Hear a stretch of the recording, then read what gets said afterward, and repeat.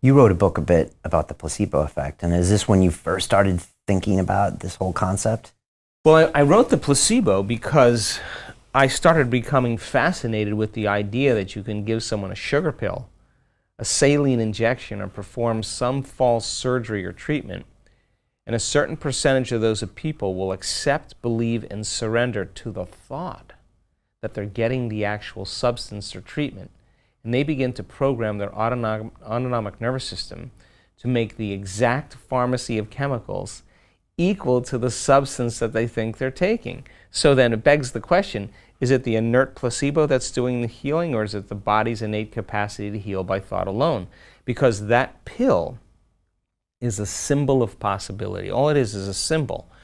The doctor says, this is a great new drug that's going to help with depression, and the person begins to think about the idea that they could get better. They're selecting a new potential in the quantum field. And then all of a sudden, a certain percentage of those people will get enthusiastic and theos, filled with God, inspired, optimistic. They start changing their emotional state. They're combining a clear intention with an elevated emotion, and they're changing their state of being.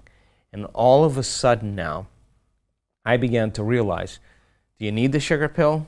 Do you need the saline injection? Or can you teach a person, instead of putting their faith and belief in something exogenous outside of them, that would do the healing to change their state of being?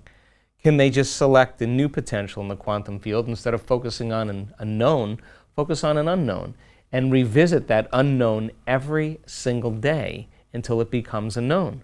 And all of a sudden, you'll see people's depression go away, their anxiety go away, and they're not using the placebo any longer. They're healing by changing their internal states. And so that's when we started seeing those changes taking place.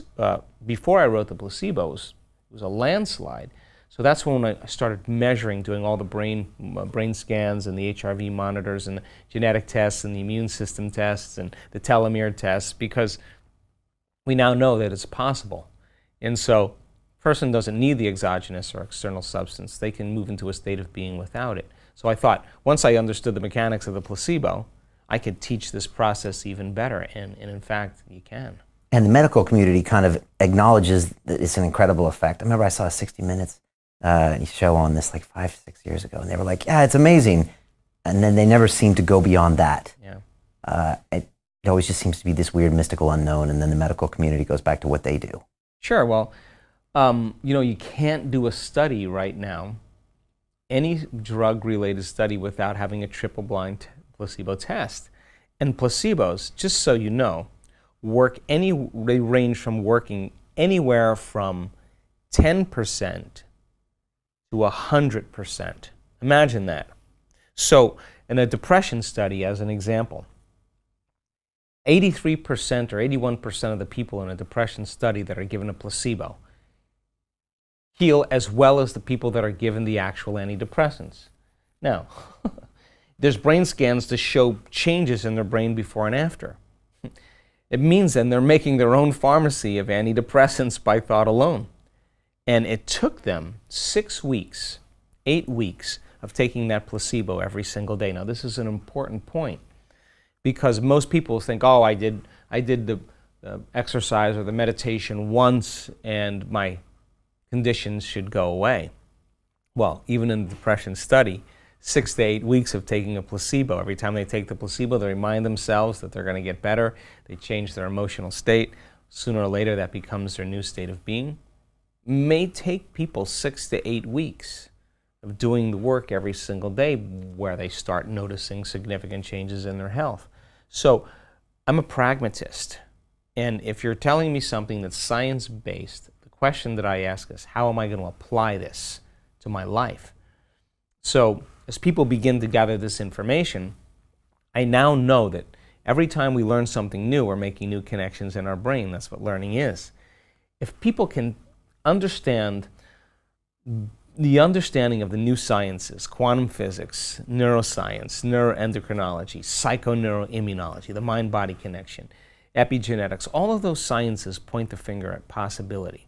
And if I can instruct them in a way that they begin to piece together the model, when I feel like we're at a certain point where the comprehension is right, if they can turn to the person next to them and explain it in the workshop, If they can't explain it, it's not wired in their brain. But if they can explain it, they're beginning to install the neurological hardware in their brain in preparation for an experience.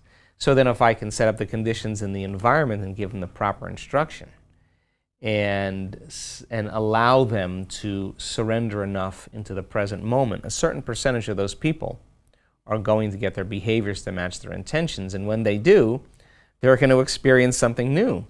And the experience then is going to produce an emotion, and they're going to feel unlimited, and they're going to feel whole, they're going to feel invincible.